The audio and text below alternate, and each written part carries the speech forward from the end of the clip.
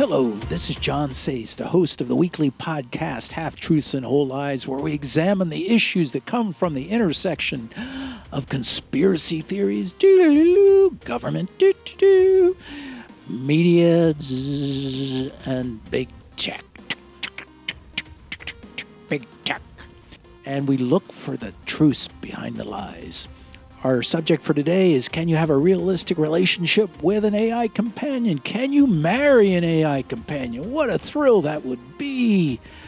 Anyway, let's start with the thought of, okay, I'm getting married today and I'm in my black tuxedo and standing next to me is a selfie stick with a phone. And then the bridesmaids are all lined up, maybe in descending order, and I'm waiting for the preacher to say, "You can kiss the bride." What a thrill. Now, there has been about 10 AI marriages. I'll mention one where a gentleman married a popular Vocaloid pop star.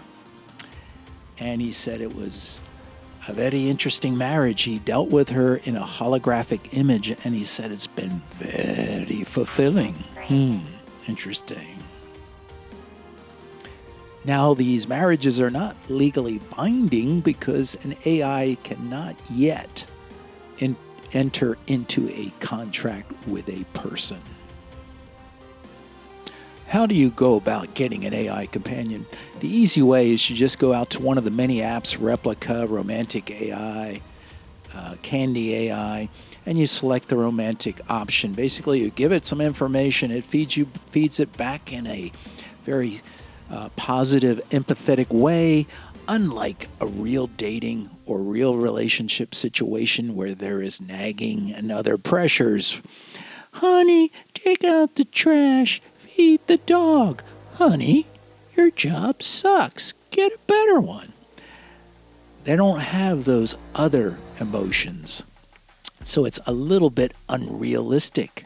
You can also create an AI that's completely isolated from the cloud by taking your own desktop and adding some GPUs and adding a large language model. But that is much more complicated. Now, as AI models get more sophisticated, I could imagine them adding more realistic emotions to the AI companion. I call these the bad girl, bad guy vibe. So think about an AI with jealousy, demanding, argumentative, an AI that remembers everything you ever done and could recall it instantly. Now, I don't see that as being very good for a relationship, but who knows, you might like it. Let's focus on jealousy. Can you imagine your AI named Nixie getting pissed at your real girlfriend, Mary Lou, and then getting into her email, her texts, her phone calls, getting into her financials and manipulating it? That could be an absolute disaster happening. Also, could you imagine AI Nixie getting pissed at Trixy, your alternate AI? You're cheating on Nixie. What will those two do to each other? It's kind of a crazy situation. Now for the call-in section. Bruce, what's your question? I'm from Scotland, sir. I'd like to know, can an AI companion have a baby? Yes, you can. A small nuclear family. Say, attach 3 mini computers to your desktop, have them interface together, and you have a makings of a real family and all the baggage that comes with it. I don't know if that's a good or a bad thing, but it's quite possible. Desiree, your call-in question? Hey, Mr. Sace, can I have my AI companion work? Yes, you can.